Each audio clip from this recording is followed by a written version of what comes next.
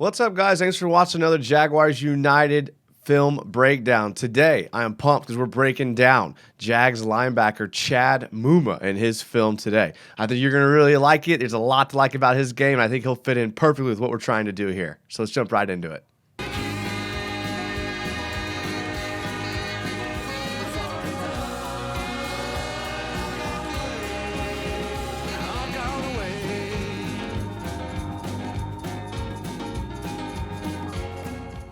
All right, when you think of Mike linebackers, you typically think of guys that play between the tackles and that really get after the runner and can get to their gap and things like that, which Muma can do. But the most impressive thing about his game is actually him as a coverage linebacker. Not something you'd expect from him just by the nature of the position.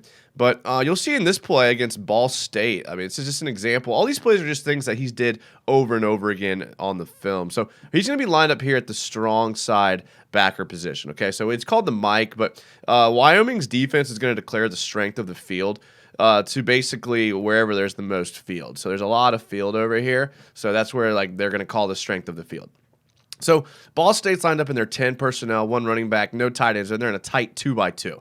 So they got two receivers tight to the line of scrimmage. This basically creates a situation where Muma's going to have to basically read and react what happened. So you watch the receivers to his side of the field. They're going to kind of create some window dressing, and then ultimately this guy is going to become the target. So let's let it play through, and we'll go back and take a look here. Jumps the route, catches it, goodbye. Now, again, I mean, I talked about in the intro. I mean, he's very instinctual. He's always around the ball. He makes a play on the ball.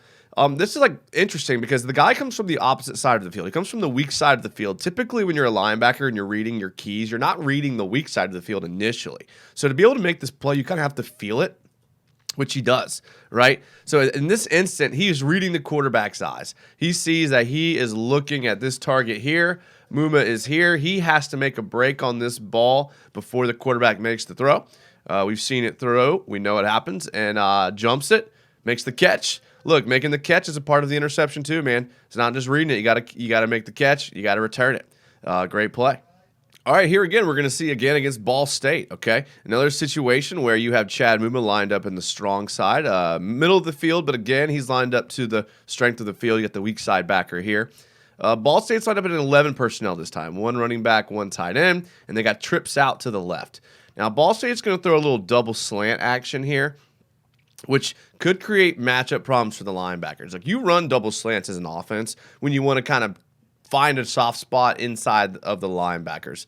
Not a great idea here. We can watch what happens here with Muma. Drop back, eyes get there, quick throw. Now, although Muma doesn't make the interception here, he was just like one finger away from another pick six. Watch it again. Here, shuffles. I mean, look, at the snap does all the right stuff, right? So you want to kind of notice what their first step is, what they're doing at the snap. As soon as he gets the pass read here, he starts shuffling to the field because he knows his responsibility is going to be out to the field. He doesn't even ID the receivers. Look at what his eyes. Look at his head. He's reading the quarterback the whole way here. He doesn't even know that there's a double slant coming. Doesn't need to know. One step away from making another pick six.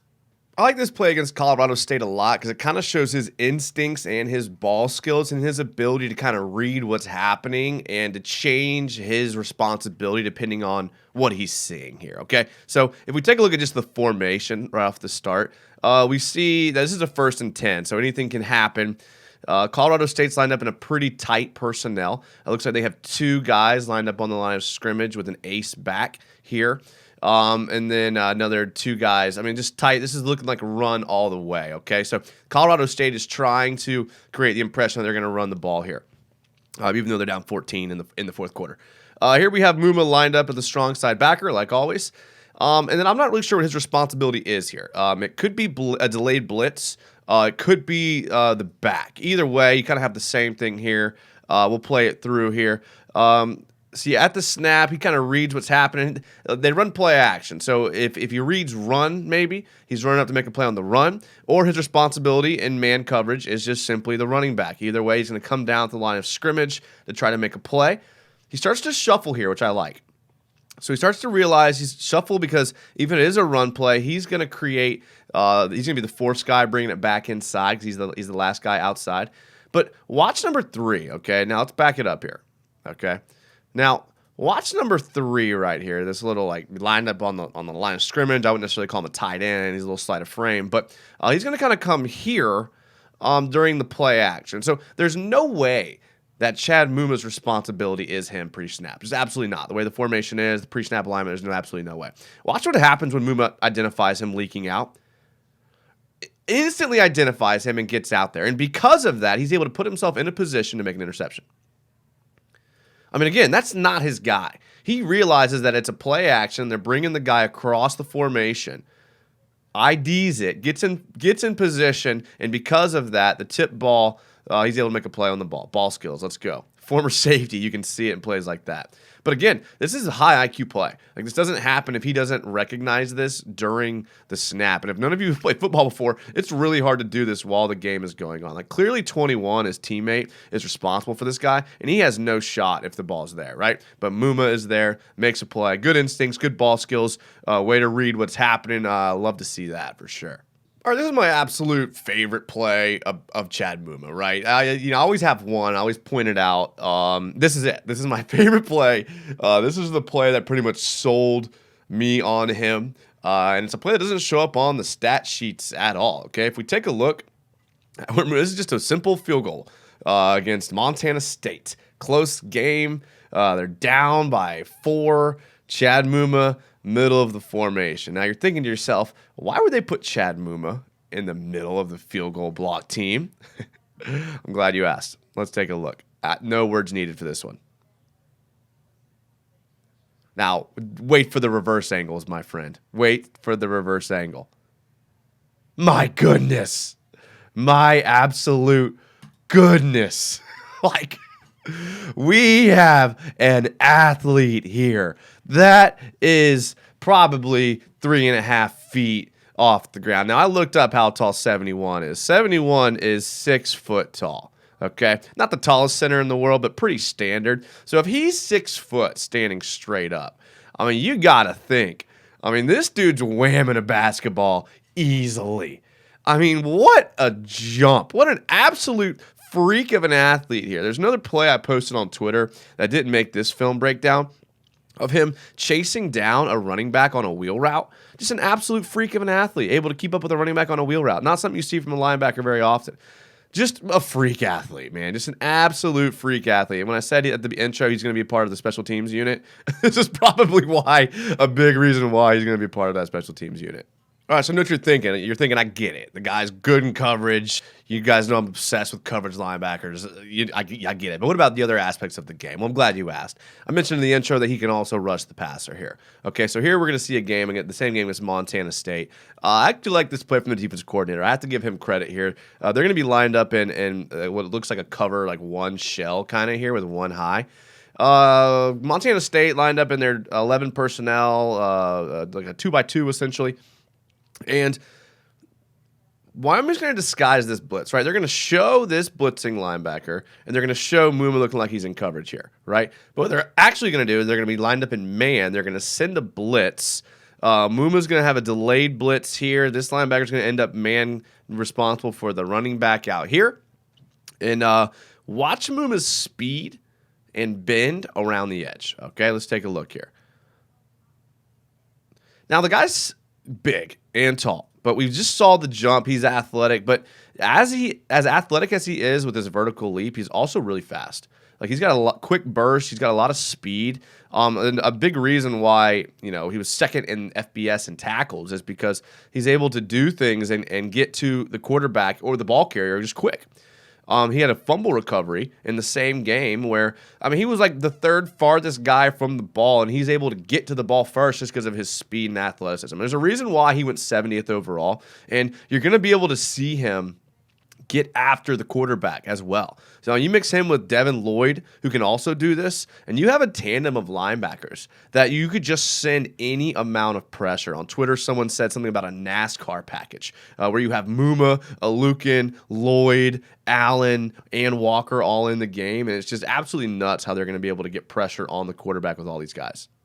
Now, I also mentioned that he's able to get after the running back in the running game and be able to find the lanes and meet the running back at the point of attack here, which is what you always look for in a linebacker situation. Now, it got a little confusing watching some of this film because they played on Boise's field twice. They played Boise at Boise, and they also played Kent State in a bowl game on the Boise State field. So if the blue turf looks familiar, it's because he played 2 games there. But here you're going to see Muma in his Mike position, straight up middle of the field. This is a 3rd and 1 situation. Close game with Boise State. So they're kind of thinking there's probably going to be a run here. Boise's lined up in ace formation. I mean, they got a tight end. They got the tight formation. I mean, all things are pointing to an inside run here. So Wyoming stacks looks like a bear package with a bunch of guys inside the A gaps and B gaps, with linebackers responsible for the outside and C gaps. So it's shaping up for something up in the middle. Let's take a look at what happens here. They're going to actually toss it out to the outside. Now, a halfback toss, they put a guy in motion. Now, here, Wyoming's actually not in a great spot because they had a lot of their guys inside the middle of the field between the tackles, and now they're looking at a toss play. So, again, we're going to keep your eye on Muma here at the Mike backer position. Sheds 1 block, gets to another guy, and although he doesn't bring the guy down, this play shows, like, this is what he did over and over again, like, in the backfield, is he's like a missile toward the running back. Like, he finds the gap, and he's able to run, like, he's kind of like a bull in a china shop, just kind of running through blocks and not letting anyone, like, affect his speed or his line, his determination, and he just absolutely gets there. All right, this last play, you're going to see the same thing. Bull in a china shop attacking the ball carrier at the point of attack. You're going to see Muma there. He's lined up at the Mike back position. This is 2nd and goal. And Kent State has been running the ball all over Wyoming at this point. So you can expect a run here. Wyoming in their famous bear front. 12 personnel, 1 running back and gun. They're going to toss the ball to the outside, and you're going to see Muma make a play here, all right? So let's let it play through. Gets the read, shuffles down line of scrimmage, runs through the big back. Makes a play on the quarterback. Now, this quarterback had been running all over. I mean, they did a lot of design quarterback runs like this one, and it was working. So Muma had enough, runs through that guy, makes a play on the ball carrier here. I actually like it from the reverse angle as well. It's pretty cool from the reverse angle. You kind of see it. Look at him shuffling down, find the point of attack. Now, here you can kind of see his linebacker technique. Now, if we back it up to here, okay, so you see where he's at. He's lined up here, and watch his ability to accelerate, deaccelerate, accelerate, deaccelerate. He just shuffles down so that he's able to keep leverage and put himself in position to make a play. Comes downhill, reads the ball, comes down, makes a play, makes the tackle. It's what you like to see. Going to be a great player. Going to fit in well with this linebacking core. They've definitely revamped their linebacking core, and I'm really expecting him to just be a part. Maybe it's year 2, year 3 where we see him as an everyday starter, but you're definitely going to see flashes of him on the field this year just because of his athleticism and what he gives you all around as a linebacker in all aspects of the game. All right, guys, thanks for watching another Jaguars United film breakdown. I hope you enjoyed it. Let me know what you think in the comments. Let me know what you think Chad Muma will do in his production this year on the Jags. Make sure to subscribe to the channel so that you get notifications when we do live shows, and go check out all the other film breakdowns of all the other players that we've done. Until the next time, go Jags.